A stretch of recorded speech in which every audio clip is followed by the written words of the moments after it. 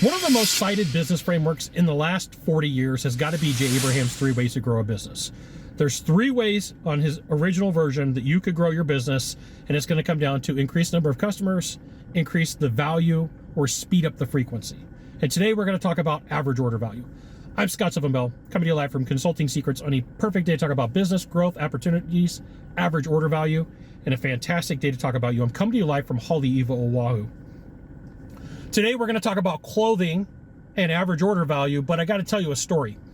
You know, when I was in the 8th grade in the early 90s, there was a brand, and it's TNC Surf. And this was a big brand. Everybody in California wore TNC Surf and Local Motion.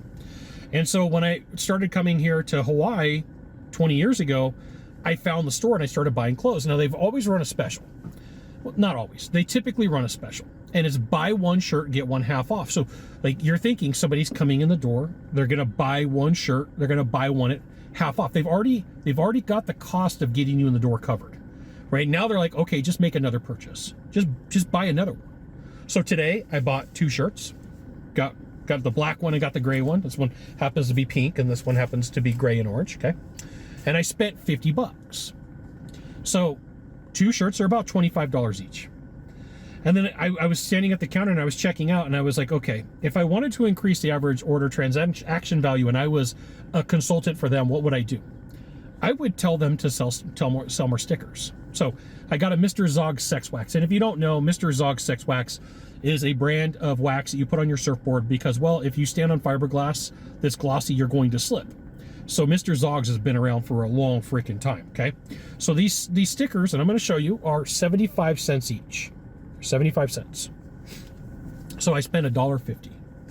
And then I bought 2 logos, yin yang logos. Got this one, and I got this one. So there's a brand called Sticker Mule, and Sticker Mule will make stickers for you. And so Sticker Mule for 100 stickers would cost you about $60. So let's just say for a second that you can get a 2.5-inch sticker made, 3-inch sticker made for 60 cents each. How much could you sell them for your company?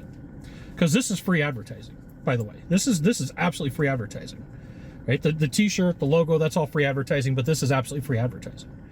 And so if it was me and I was giving some consulting to TNC, which I love their brand, I probably have literally 200 of their t-shirts, not kidding. I would tell them to come up with sticker packs.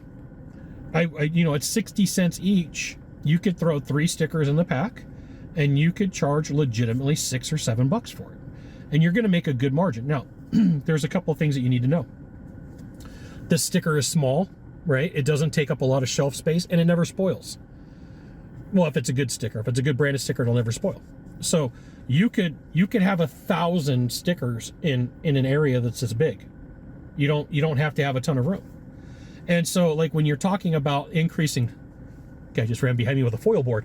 When you're talking about increasing the average order value, part of your role and responsibility inside of your organization is to start thinking, okay, what are some ancillary items that I could sell that don't take up a lot of room, that are not expensive, that if I really wanted to, I could ship these?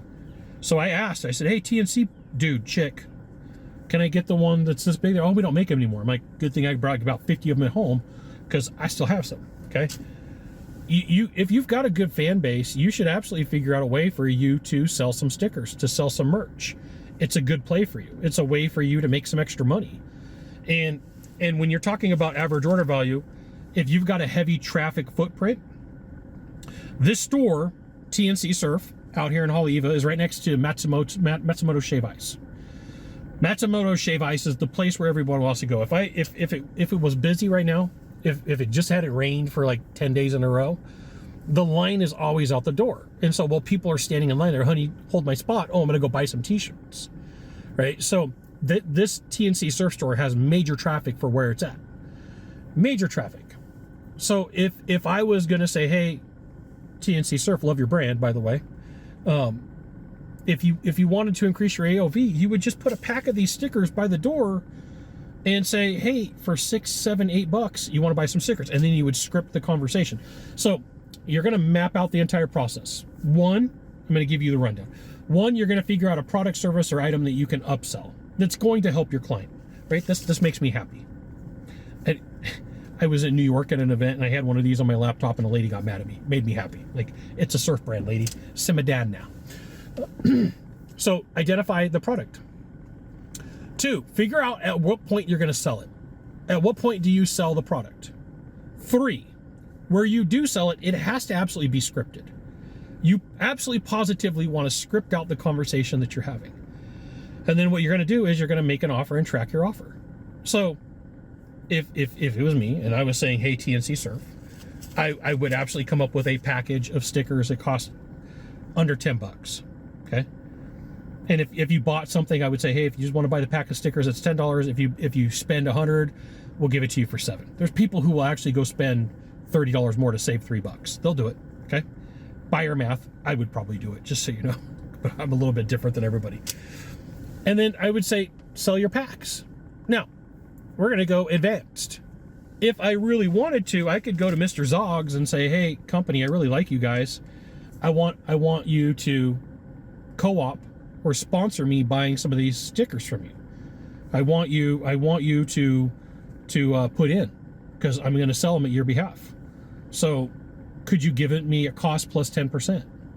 Could you give it to me at cost times 2? Whatever the number happens to be, I don't know. These stickers probably cost 50 cents each to make because they're buying them in bulk. Like, it's a common surf brand.